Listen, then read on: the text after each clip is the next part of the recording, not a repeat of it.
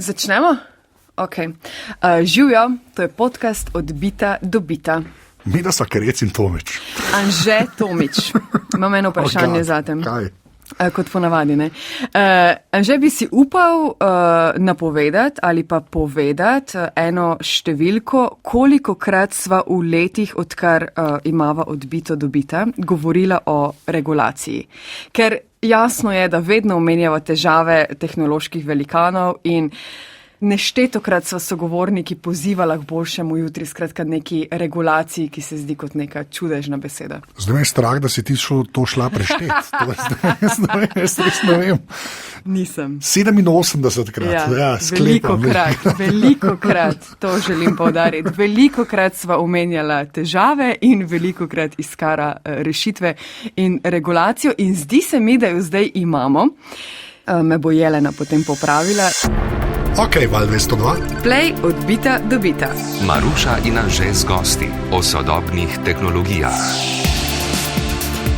Tema zveni dolgočasno, a vendarle prinaša tudi zelo pomembne novosti, zato je prav, da tudi v odbiti do bita rečemo kaj o nedavno sprejetem aktu o digitalnih pravicah. Z nama bo debatirala doktorica Jelena Burnik, vodja mednarodnega sodelovanja in nadzora pri informacijski pooblaščenki Republike Slovenije. Živjo, Jelena. Živjo.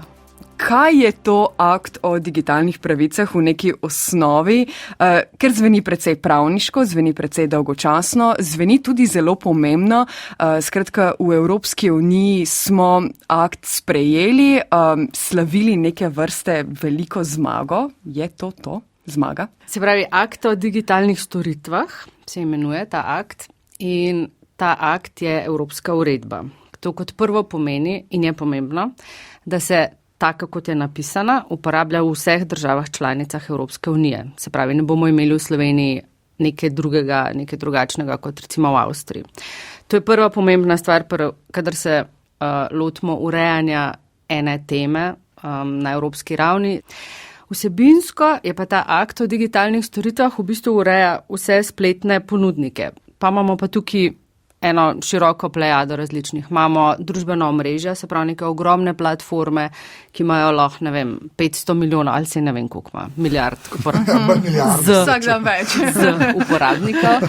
Potem imamo pa tudi take malo manjše ponudnike, ki jih imamo recimo tudi v Sloveniji, kljub temu, da je malo manjši trg, pa malo bolj nišni jezik, imamo razne platforme, kjer si lahko pogledamo različne, primerjave cen, različne storitve, lahko zabukiramo potovanja, lahko iščemo različne informacije.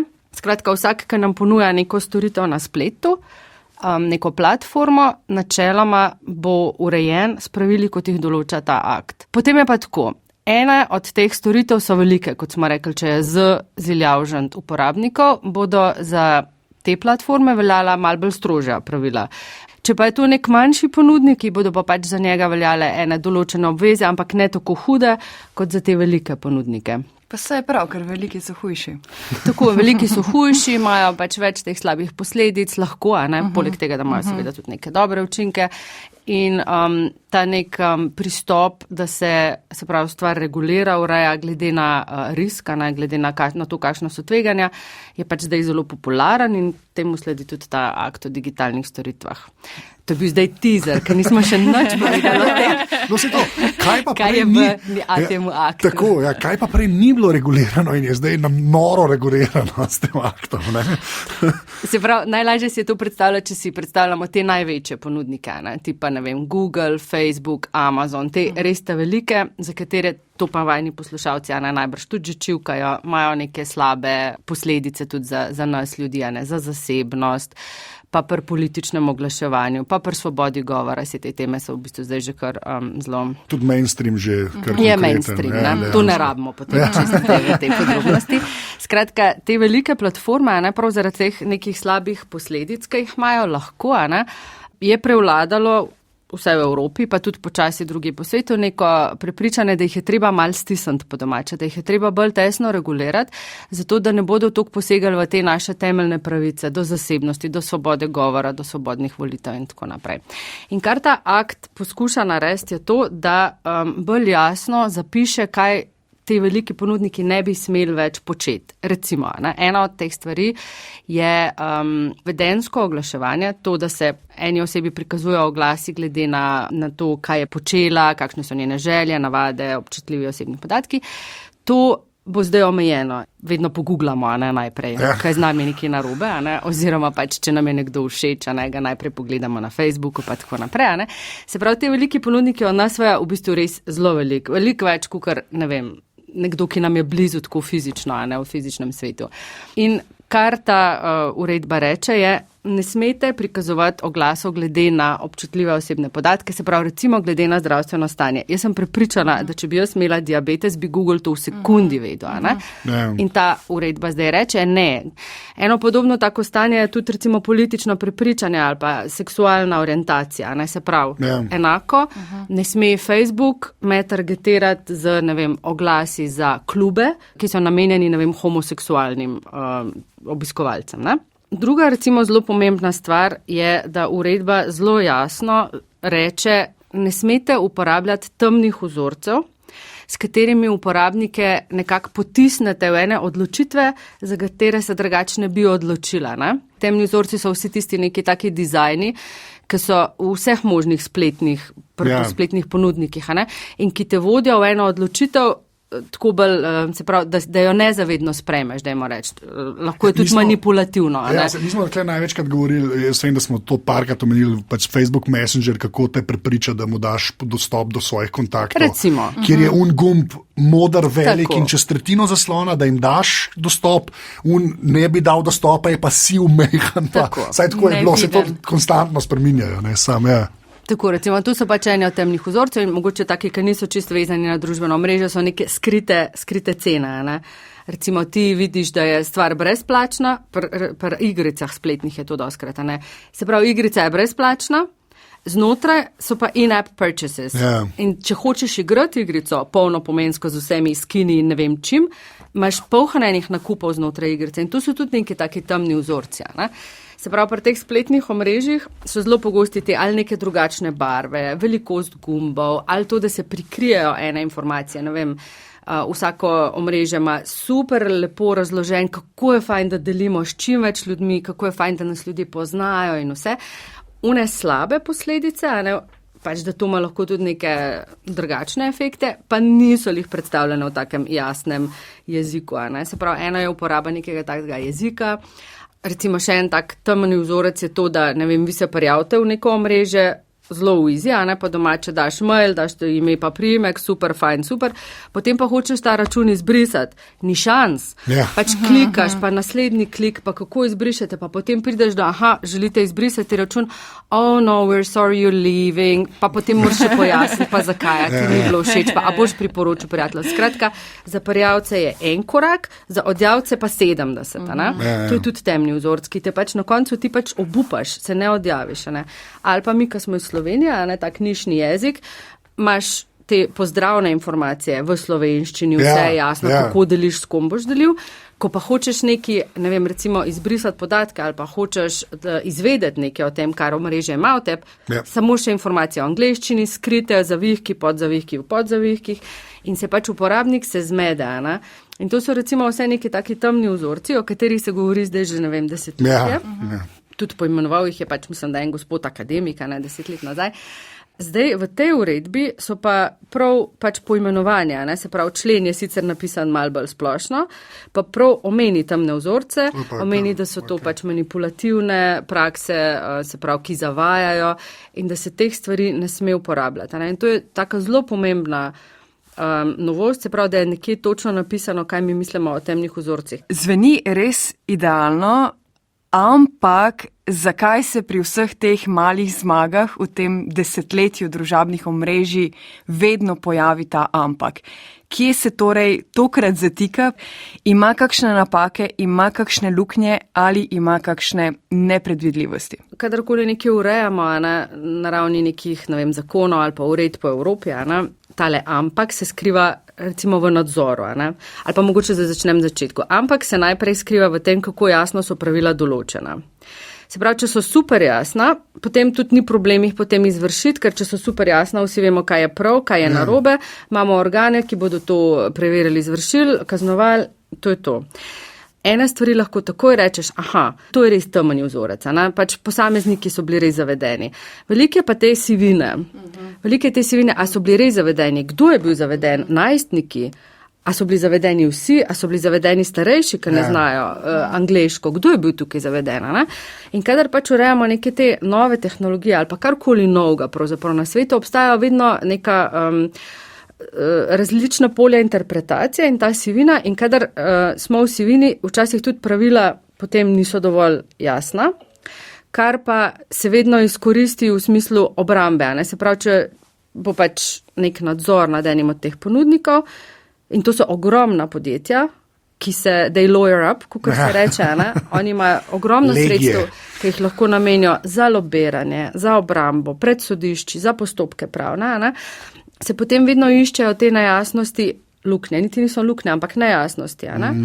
In kadar so pač pravila relativno nejasna, je potem tudi veliko večja možnost, da na ravni nekih sodišč ni nujno, da bodo čisto veljale take interpretacije. Se pravi, to je ena stvar, jasna pravila. Druga stvar, kako organiziran nadzor nad akti. In tu imamo lahko neke slovenske zakone ali pa EU uredbe. Mora biti zelo jasno, kdo so organi, ki to nadzorujejo, in v tej uredbi je uporabljen pač en način koordinacije nadzornih organov, ker je pač ta uredba govori o zelo različnih področjih in predvideva, da bi v vsaki državi obstajal en koordinator nadzora, ki bo potem koordiniral različne organe. Imamo v Sloveniji že tega koordinatorja? Ni še določena, to je še ena stvar, ki se mora izpeljati zdaj temu celemu letu, kar ostaja do konca uredbe. No, vsaj javno ni določeno. Pa se bo dejansko ta dikcija uporabljala, da gre tukaj pač za digitalne storitve? Mislim, da je tako storitve, zdaj smo se odločili, da storitve, to pomeni, da kdorkoli karkoli počne na internetu za denar, pač ponuja storitve. Zato to vprašam, ker se mi zdi, da veliko fokusa je bilo do zdaj vedno potem na pač dejansko ponudnike interneta. To je zdaj že ta plast, ki se je zgradila na ponudnikih interneta. Tako da to mi je dosti zanimivo, da se res zdaj storitve. Storitve, recimo tisto, kar te ponudnike dostopa, že imamo regulirane. Se to je zdaj dejansko že eno nadstropje više. To je tisto nadstropje više. Prav tisti, ki ponuja nekaj na osnovni infrastrukturi. Torej, tako, In mislim, da na tak način ta uredba išče nek odgovor na to, kako se bodo zdaj ti organi med sabo razumeli, da pač oblikuje koordinatorja.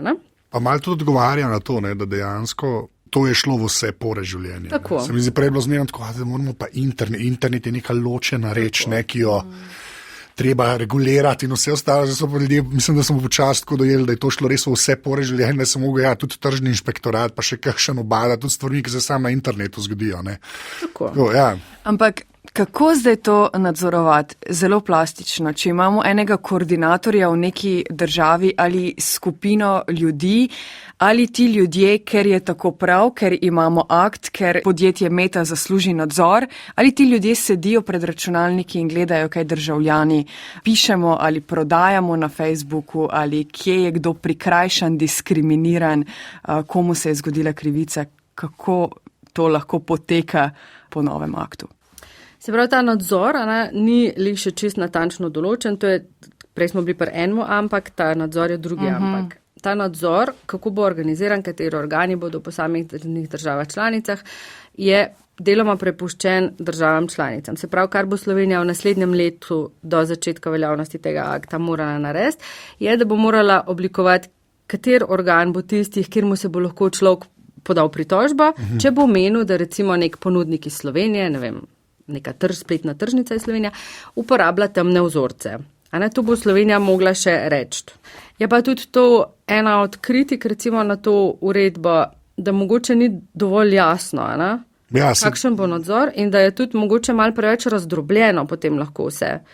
Ker papir prenese vse, v praksi pa to zgleda tako, pa če tudi prihajam iz enega organa, ki je inšpekcijski organ, ki kaznuje tudi na koncu. V praksi je pa tudi tako, da mora biti zelo jasno določeno, kaj se lahko sankcionira, pa kaj ne. Mi delamo po zelo jasnih pravilih, tako kot recimo, policija, sodišča. In mora biti zelo jasno določeno, kdo dela kaj in kaj se lahko sankcionira. In to je recimo ena od takih splošnih kritik mogoče tega akta. Stvari niso tako zelo jasne in da bi tu lahko otežili nadzora. Ne? In potem tukaj imamo še tretji ampak, kako so organi, ki bodo nadzorovali to uredbo, opremljeni sredstvi, ljudmi, ker govorimo o internetu, kar je kompleksna. Organi imajo vedno neko omejeno število ljudi, omejeno število, ekspertov, ki so ukvarjajo zelo tehničnimi temami. In kadar pač želimo nadzorovati en tak akt, zelo podroben kot je ta, se pravi, akt o digitalnih storitvah, morajo tudi organi, ki bodo izvajali nadzor, biti opremljeni finančno in z ljudmi dovolj, da bodo to sploh lahko delali. Ja. Tu pa tudi najbrž že ptički čivkajo, da je zelo težko dobiti strokovnjake tehnične. To pa vem, tako da predvsaj v tujini privat sektor večino teh ljudi poje. Ne? Tako, ker so tudi pogoji boljši, više plače in tako v javnem sektorju, organi za nadzor so tipično iz javnega sektorja. Pa tudi tako je, da organi so vedno vezani na to, koliko jim država nameni sredstev, ne? Pa koliko jim dovoli zaposlovati ljudi. Mi pri tem nismo svobodni. Ja, seveda. Ja. Kadar se napišejo nova pravila, mora država temu slediti tudi z novimi ljudmi in sredstvi, ki jih bodo dobili ti organi. Če tega ni, potem je nadzor nemogoče izvajati. Pač uredba Evropske unije je, to je največ, kar EU naredi. Ne? Mislim, za države članice, tako kot si rekla, ne, to gre v vse države, dejansko je treba sprejeti. To ni neka opcija, no, to pa moramo povedati, da dejansko država bo na eni točki mogla reči, mi rabimo te ljudi in te organe in bo treba to začeti izvajati. Zaradi tega sem jaz malo optimist. Jaz sem bila pa zelo optimistična na začetku, zdaj pa vidim, da nas kot državo in kot sistem čaka zelo veliko izzivov. Ampak dajmo še kakšen primer, mogoče, kako se lotiti primerov, ki so ali bodo obsojeni v narekovajih pokrivam, kaj bo satiro, kaj če je nadzor, ali je to človek ali algoritem, ne bo prepoznal. A veš, zdi se mi, da vsi vemo, da neka svoboda govora ali izražanja ali ustvarjanja seveda ni absolutna, ampak vseeno, kako določiti mejo, kaj je svoboda govora, kaj je satira, kaj je dovoljeno, kaj ni dovoljeno. Tukaj imamo zdaj pač temo nekih dovoljenih pa nedovoljenih vsebin in recimo akt o digitalnih storitvah na tem področju govori tudi o moderiranju vsebina. Ne? In mogoče to je lih en tak primer, ki pokaže pač eno relevanco tega. Se pravi, to vemo, ne, da je pri takih velikih ponudnikih družbenih medijev in ostalo težko prideti do tega, da se boš na drugi strani pogovarjal z dejanskim človekom. Ne. Se pravi, ti imaš neko težavo, bodi si objavil neko vsebino, hočeš izbrisati svoje podatke, hočeš nekaj narediti. Nekdo te je žalil, nekdo je nekaj grdega objavil o tebi, nekdo je objavil tvojo fotografijo. Hočeš nekaj narediti, hočeš podati pritožbo, hočeš na drugi strani človeka, ki mu boš lahko razložil, kaj je bilo v tem konkretnem primeru narobe. To se ne zgodi. Najprej zaradi teh temnih vzorcev, kot smo prej rekli, ker pač sploh ne prideš do opcije, kjer boš ti to prijavil. Potem pa tudi zaradi tega, ker v bistvu ta omrežja, oni težko zaposlujejo toliko ljudi, ki se bodo potem na koncu ukvarjali s pritožbami posameznikov, in recimo manjši trgi, kot je slovenski nišni trg, zelo pogosto sploh nimajo moderatorja, te žive osebe, ki bo razumela jezik in ki se bo lahko ukvarjala s temi pač pritožbami. Se pravi, žive ljudi se potem nadomešča s tehnologijo, z nekimi algoritmi, ki presodijo, ali je nekaj res kršitev, ali se bomo s tem primerom ukvarjali. Kar se potem zgodi je to, kot je bilo omenjeno, da algoritem ne prepozna golote, ki je prepovedana, in pa pač neke umetniške golote, ali pa ne prepozna satire proti resnični žalitvi. Ali pa recimo, enkrat je bil izpostavljen primer, ko šlo je pač za neko nadlegovanje, bili sta vpleteni dve osebi in oseba, ki je nadlegovala, je stalno uporabljala lep jezik. Med vrsticami pa nadlegovala, govorila grde stvari. Druga oseba, ki je bila nadlegovana, je uporabila eno grdo besedo in je bila potem ta druga oseba blokirana, ker je pač algoritem prepoznal grde besede, kot so bile vnaprej določene. Se pravi, to je ena problematika, ki jo ta akt rešuje ali ne? Deloma, pač ta akt govori o moderiranju. Govori o tem, da ene vsebine morajo biti moderirane, se pravi pač uvaja neko to dolžnost. Uvaja tudi dolžnost tega, da mora imeti posameznik možnost prijaviti neke stvari, in da imajo ponudniki dolžnost, da se na to odzovejo. Spet glede na velikost Misel bi si sicer, da je to že nekaj, kar je upeljano, ampak ni nujno. Ne? Če ste probali kdaj podati, ne vem, na Facebooku kakšen obrazec za kršitev, je to zelo težko še vedno. Ne? Se pravi, uvaja neke obveznosti v tej smeri. Pač v Sloveniji, ne? Ker kot vemo, Nemčija s tem svojim zakoni o jeziku, pa to ne, njih se itak vsi bojijo, ko je močna in tako velika država. Ne? Že zdaj, Nemčija je kar tako nek svoj svet, tudi do teh velikanov ameriških v resnici. Ne? Jaz to sem zdaj, kot sem bral, sem videl, pač tle EU tudi malo za nas poskrbi na nek način, da jim nalaga, da se tudi z manjšimi obadajo. Ne? Zdaj pa še eno vprašanje, naprej gremo na drugo temo. No, mogoče, te so vsi Američani, evropskih teh ta velikih ponudnikov več ali manj ni. Pa ko vemo, mi sem imela kle nešteto, zdaj že primerov ljudi, ki so se vsaj provali, pa prevajalci pogovarjati z Netflixom, pa tudi maila ne dobijo, ne? Pa so ljudem zbrisali Facebook tele strani, pa ne pridejo zraven, da bi jim jih nazaj dal. Ne? Kakšen je pa tvoj optimizem na temu, da bojo pač zdaj Američani rekli, uredno je prišla, ne? Zdaj se bomo pa resno ukvarjali tudi Slovenijo. Ali bo to že spet nek proces, ki bo trajal pač leta. Kaj jaz vidim, se mi zdi največji manjko, ker če bi Evropa imela svojo meto, ne, ki bi servirala celi Evropi neko družabno omrežje, pa da se sam na to omejimo, si predstavljam, da bi se malo bolj bal, ne, kot Američani, ki imajo po nesreči na Irskem mogoče neko izpostavo in potem nam dajo v slovenščini registriraj se obrazac, pa vse ostalo ne več. Ne. Se bom za nalaž povedala, same pozitivne. Ok, no, redo, lahko. Se je bilo že v vprašanju, sem toliko minusa naredil, da komot, evo.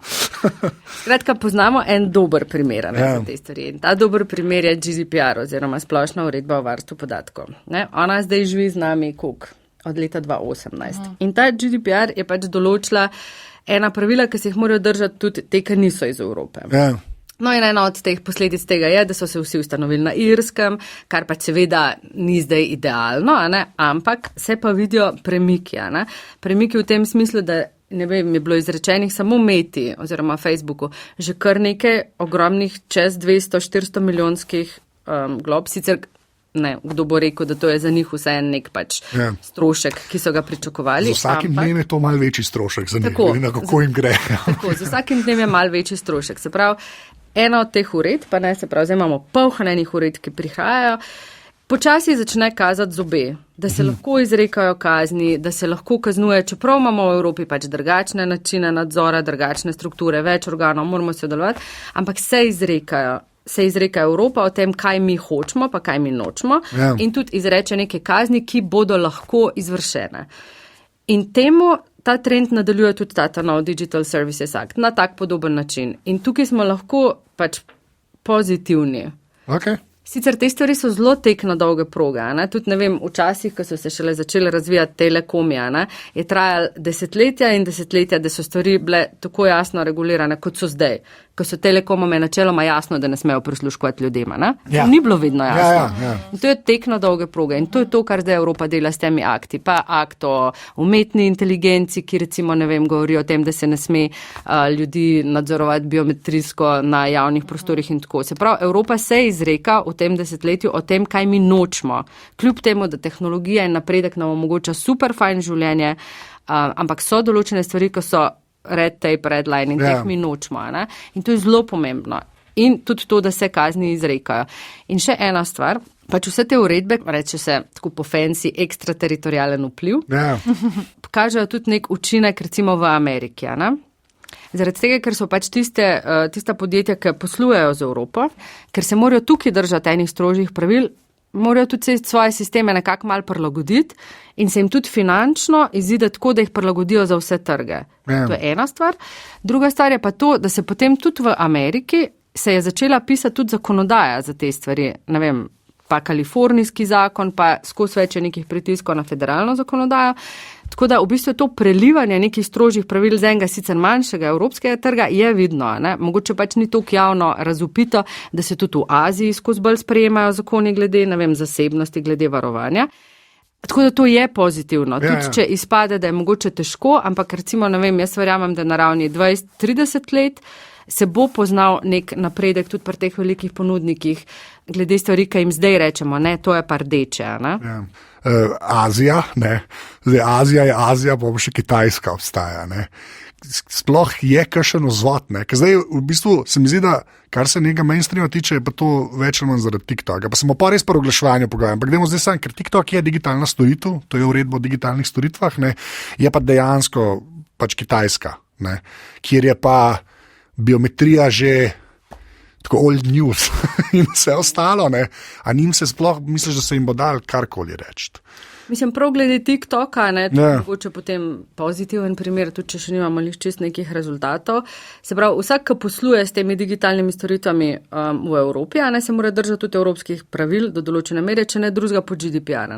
GDPR to eksplicitno nalaga. In recimo, ne vem, par let nazaj, so recimo Italijani najprej v Italiji pač so imeli s TikTokom postopke, potem pa se je tudi TikTok ustanovil na Irskem. Tako da zoper TikTok pač obstajajo postopki in so možnosti. Tako da mogoče tudi to ne bo tako negativen primer na koncu. Je pa res, da kdo ve, koliko pa te prakse recimo bodo spremenili za svoje azijske trge, ker tam pa vsem ni tako močna regulacija. Zdaj, če so Amerike počasi postajajo nekako malo bolj pokrite s temi zakoni v Aziji, niso toliko. Tudi recimo, ko spremljamo informacijski pooblaščenec, pač deluje tudi v raznih forumih mednarodnih. In tam se zelo šele razvija zakonodaja o varstvu zasebnosti, varstvu osebnih podatkov, tudi drugih si predstavljamo. Tako da tu so, čisto različno razviti te svetovi, ali pa ko se pogovarjamo o Afriki, tam sicer ni ponudnika, ampak tam je to zelo na nekem začetnemu nivoju. Ker v Evropi so pač temeljne pravice vse nekako v naših ustavah, imamo konvencijo in tako. V drugih delih sveta pa ni to nujno tako čist. In tam pač tehnologija veliko bolj prehiteva po teh svojih tehnoloških prednostih. Te temeljne pravice ljudi pa niso mogoče taka tema. Ampak kar se Evrope tiče, so to neki dobri znaki, da ne glede na to, če prihajaš iz Kitajske ali Združenih držav Amerike, zate veljajo pač naša pravila. Še to mogoče, Jelena, poznaš številko, kakšne so kazni za korporacije, če se naših zakonov ali v primeru akta, o katerem govorimo, ali v primeru GDPR-ja ne držijo?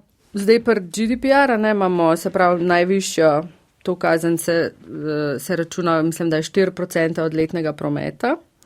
Mislim, da tale uredba pa ima tudi podobno, da ima procent, mislim, da še celo malo višja. Skratka, možnosti so za izrek kar precejšnjih kazni, podobno kot pa recimo konkurenčnem pravu. Odbita dobita. Ostajamo pri velikih tehnoloških podjetij, ker imajo dovolj masla na glavi za veliko odbitih oddaj.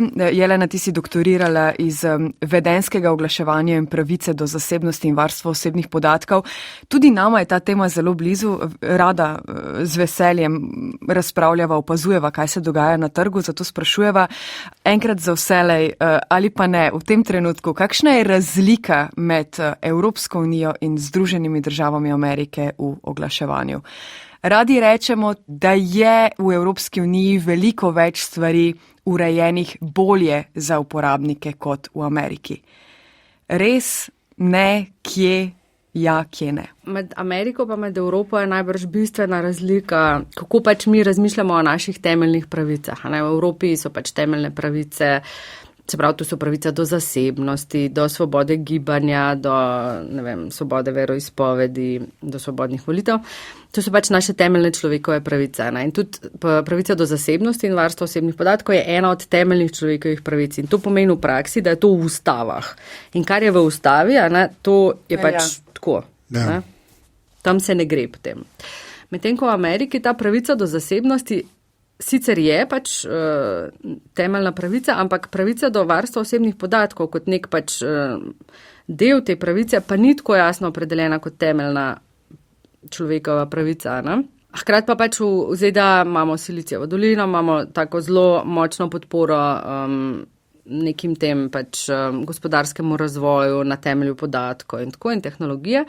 Ta stvar pa pač seveda deluje v zdajšnjih časih, predvsem na podatkih. Podatki uporabnikov so nova nafta. Nafta, ki poganja pač to industrijo, podatkovno. Pa smo lahko tukaj zdaj na samovozečih avtih ali pa na oglasih na Facebooku. To je v bistvu vse ista stvar. Pač laufa na naših podatkih, se izboljšuje na naših podatkih. Skratka, ker v ZDA ni neke take federalne zakonodaje se ti podatki varujejo, kakor se ti dogovoriš z uporabnikom. Se pravi, zdaj karikiramo, ne? Če se jaz in ponudnik samovozečega avta strinjava v pogodbi o tem, da se moji podatki lahko potem uporabijo še strani ne vem koga vsega, je to pač najna pogodba. Ne? Se pravi, bolj taka neka pogodbena pravica. Medtem, ko v Evropi imamo stvari urejene tako, da ponudnik samovozečih avtov enih stvari že po defaultu ne sme. Pač ne sme uporabljati mojih podatkov za druge namene, kot za pač to, da operira ta samovozni avto. Ne? In iz tukaj pač izhaja ta bistvena razlika, ne, kako je pač v Ameriki lahko napredoval ta tehnološki sektor in kako je pač v Evropi bil jih malo bolj omejena, ne, ker enih stvari se pač v Evropi jih čist ne sme. Pričemer še telekomi tam dejansko prodajajo podatke naprej, praktično prosto, se to je zdaj zelo tako, splošno rečeno. TV-ji so veliko manj omejeni pri tem, ne, in ker so veliko manj omejeni pri tem, recimo za kire sekundarne namene se podatki lahko dalje uporabljajo, ne, s tem veliko več zaslužijo, se pravi nek pametni TV, ne, in lahko, ne vem, to so bile tudi sodbe, lahko pač dost natančno spremlja, kaj posameznik dela, ne, se pravi, Jelena gleda Netflix, pa ne vem, kukorkoli že, pa kjer je serija, pa tako, ne, in ti podatki so valjda zelo zanimivi za to, da se potem servirajo oglase, ker smo bili že prej pri občutljivih kategorijah, ne? Če Jelena rada gleda pač razne te Dr. House in ostale, ne vem, oddaje medicinskega tipa ali pa, ne vem, namenjene, ne vem, lezbičnim populaciji, potem se bo to zlahka prodal naprej in me Jeleno dodal v kategorijo, ne vem, kjerokoli od teh in bom pač dobila take oglase in to je veliko vredno, ne? Oglaševalcu je to vredno in potem pač lahko oglase na ta način targetira in to se recimo v Evropi ne sme kar tako, ne? Ja. Ta Apple Ask Not to Track, ne, ki se je zdaj zgodil, večinoma je vam prišlo tako, da vse je bilo ukverjen v Facebook je 10 milijard prometa zgubil zaradi tega, ne, ampak očitno se to dejansko pozna, ne, pa me zanima sam, zmeraj imamo to neko tenzijo, ker Apple se zelo skuša pozicionirati kot un velikanka, pa mi pa skrbimo za vašo zasebnost, mi vam prodamo naprave, tako zaslužimo, nočemo služiti na podatkih, ne, nekako hoče biti, seveda, no, že kim tako zavijaš malo, ta del me zanima, ne, ker človek se s tem ukvarja, kam bi jih ti dala, pa ne zdaj, da jih moramo rešiti ali ne, kam bi jih ti dala, ker se mi zdi, da v Ameriki, se pravi v evropskem kontekstu, oni mene ne impresionirajo s temi svojimi deklaracijami, ne, ampak v ameriškem kontekstu je pa to kar velika stvar. Je ta optimizem prekomeren zaradi ameriškega konteksta, če Evropo pogledaš, ne? Mislim, vse si že sam pravzaprav govoril. Odvisno od konteksta, ne, zdaj, če pač nekdo ponuja tako opcijo, ne sledimo tam, v ameriškem kontekstu, kjer je default sledenje. Tako, ja. In ne ponujajo niti vsi te opcije, potem je to seveda, mislim, za pohvalta, ne, opcija. Zdaj, če res deluje tako, kot pač trdijo, da deluje, ker to je tudi zmeri malo vprašanje. Seveda, ne, ampak se to, sem rekel, dejansko tako, pomenja, ampak se to smo, sam Facebook se pritožuje, da so denar zgubili, tako vemo, kao da deluje, ne, ampak ja, se strinjam. Recimo, ne, ker veliko teh opcijah, se pravi, eno je, kaj neka tehnična opcija sploh pomena, ne, eno je, kako jo to skomunicirajo, ne, kater trg s tem nagovarjajo. In zdaj, kontekst je Amerika, kot sprašuješ, ne, to je vedno tudi nekak del njihove poslovne odločitve. Se pravi, oni so že zračunali, da se jim poslovno splača nagovoriti tisti del uporabnikov, ki želijo biti nesledenja. Ne? Tako da zdaj bolj natančno se o tem v bistvu težko opredelim, razen to, da je treba res pogledati kontekst. Ker dejstvo je, da pri internetu, pri aplikacijah vse se skoraj lahko sledi. Tako pač internet deluje. Naš klik, vsaka stvar je pač drobec, ki se nekam zapiše. Ja. In potem so te neke krilatice, ne, je treba zelo dobro vedeti, kaj pomenijo. No. Ampak občutek je pa dober. Prvič več smo se začeli pogovarjati o tem, drugič kažemo s prstom na Facebook, ki je zaradi tega izgubil zajeten kup denarja in tretjič občutek je fajn, kot uporabnica govorim, vedno, ko pritisknem Ask App Not to Track, se mi zdi, da sem naredila nekaj dobrega za svojo zasebnost. No. Mislim, absolutno je to treba spodbujati. Tudi večina, mislim, veliko drugih teh ponudnikov, ta velikih, že ponuja neke anonimne verzije, kako nekaj uporabljaš. Recimo YouTube, ne?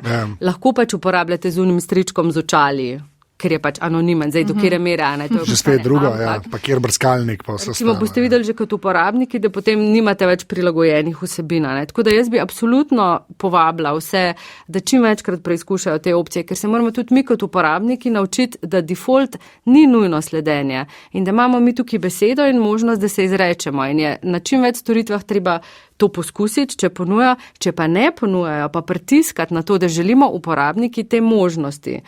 Tako kot pač želimo, ne vem, čist zrak, čiste vode, hrano brez sladkorja, hočemo tudi živeti z digitalnimi storitvami, ki jih nujno moramo uporabljati v šoli, v službi, drugače pač ne moramo operirati. Hočemo imeti take, da ne škodujejo našim drugim pravicam, ne, da nam dobili diabetesa zaradi tega. Ja. Ne? Pa da ne bomo dihali umazanega zraka, pač da ne bomo onesnaženi s temi negativnimi digitalnimi eksternalijami. Jaz bi se samo stavil tej besedi, ne, sledenje, ne, ker se mi zdi, da je zdaj postala tako, se mi zdi, da je kar malo zgubila zobe, ne, ker se kar pogovarja, ta nam sledi, nam sledi. Grozno je to, da je toliko normaliziran to, da se pogovarjamo o nekem sledenju človeku, ne, čeprav je kao, ker je to na internetu, ne hodi nekdo za tabo, ne, ampak če bi pred internetom ti rekel, mi ti bomo pa dali v nabiralnik letak za neko, recimo, revijo, ne, ampak ti jo bomo dali zato, ker ti je eden cel dan je za tabo hodil, gledal v supermarketu, kaj kupuješ, te nekako cenu, ne, in ti potem dal na podlagi tega oglas, ne, bi vsi znoreli, ne. Tukaj se bo o tem sledenju tako benigno, se mi zdi, pogovarjamo, pa me zanima, imaš ti tako občutek, da je to res že toliko znormaliziran, ali tudi s tem, zdaj, če se vrnem na prvo temo z digitalnimi storitvami, uredbo, pa GDPR-jem, ne, da dobiva ta stvar tak prizvok, ki si ga zasluži in ne več te neke, samo na internetu ti malo sledijo, ne. A imaš občutek, da se tudi tukaj kaj premika? Ja, tako nekako, pravzaprav točno tako nekako. Mali dostkrat reče, pa da je Jelka, kaj težiš. Tu so pač moji prijatelji, visoko izobraženi, pametni ljudje in tako naprej, ampak ni še te povezave, ne? Mislim, do določene mere se mi zdi, da se izboljšuje stvar, ampak mogoče je o teh stvarih težko razmišljati, lih zaradi tega, ker pač ima vsak nek tak občutek, pa kaj se nimam kaj skrivati, pa kaj če mi sledijo, ne se kaj pa bodo s tem, mislim, kaj se mi bo pa zgodilo. V bistvu, kar pa je malo skrito, marsikomu, mislim, o tem se vse ne govorili tako odprto, ali pa tudi težko je o tem govoriti jasno, pravzaprav, je pa to, da ni samo en majhen podatek od Jelene, pa od Anžeta, pa od Maruša, ne? Ampak v neki pač tej veliki sliki je to en majčken podatek o celmu človeštvu, ne? O vseh ljudeh, ki so na zemlji in kar se danes zdi kot nek majhen podatek o tem, da sem jaz na radiju, a ne pa kaj pol, mislim, se je tako javno, a ne, da sem jaz tukaj. In potem v tej celi veliki sliki pomeni čez 10 let ali pa čez 20 let neka ogromna podjetja, ki so zaslužile s temi drobčki mičkanimi podatkov, postala tako ogromna, da so večja kot marsikera država in to je čisto realistično, tudi odločajo o stvarih na mesto država, ne, se pravi, en moj mičkan podatek, en moj mičkan korak je za človeštvo giant leap, ne. Naš svet potem vodi 5 korporacij, ogromnih, ne, ki vodijo v bistvu politiko, ki vodijo take čisto konkretne stvari, in kje bodo ustanovljeni, kjer bodo serveri pod vodo, kje bo onesnažena voda, kje bo toplejše morje. Oni vplivajo potem na odločitve o svetu, ki so daleč od nekih tehnologij, podatkov, oglasov, kar pač mi vidimo v tej mičkani točki, ampak vplivajo na odločitve o okolju, o politikah, o državah, o tem, kateri voditelji vodijo države in tako naprej. Pa bom samo še enkrat omenila primer Cambridge Analytica. Ne? V tistem primeru je pač UK izstopila iz Evropske unije. To so politične, to so globalno stvari, ki so imele posledice za ljudi, za Evropo, za sveta. Ne? En velik del te zgodbe je bila pač Meta oziroma Facebook oziroma Cambridge Analytica. To so bila pač podjetja, ki so bila aktivno upletena v politiko in so ustvarjala neke politične odločitve, ki imajo zelo velike posledice za navadne ljudi. In absolutno ni bilo samo o nekih mini podatkih in o tem, kdo bo videl kakšno glasa. In ker je ta stvar zakrita, je zelo pomembno, da pač čim večkrat povemo to, da ni samo ena plastična žlica, ki jo jaz uporabim za rojsten dan, ampak je plastika na splošno lahko problem. Tako kot ni en moj podatek o tem, da sem na radiju problem sam po sebi, ampak je problem to, da prispeva ogromno vrečo podatkov vseh in potem iz tega nastanejo korporacije, megakorporacije, ki potem vodijo svet in druge sfere našega življenja. Zelo dobro. Je bilo lepo. Zelo lepo. Zelo lepo. Super. Jelena Burnik je z nama na radiju. Na Kolodvorski 2-4. Ne, Tavčarjeva 17 uradno. To je vedno treba, to moramo, mi smo Tavčarjeva. Na koncu, kot sva te Jelena opozorila, kviz, pripraviš novo vprašanje, še prej samo odgovor na Markovo vprašanje. Če bi hoteli oceniti volilni rezultat samo na podlagi dejavnosti na Twitterju. Za kolikšen faktor bi zgrešili?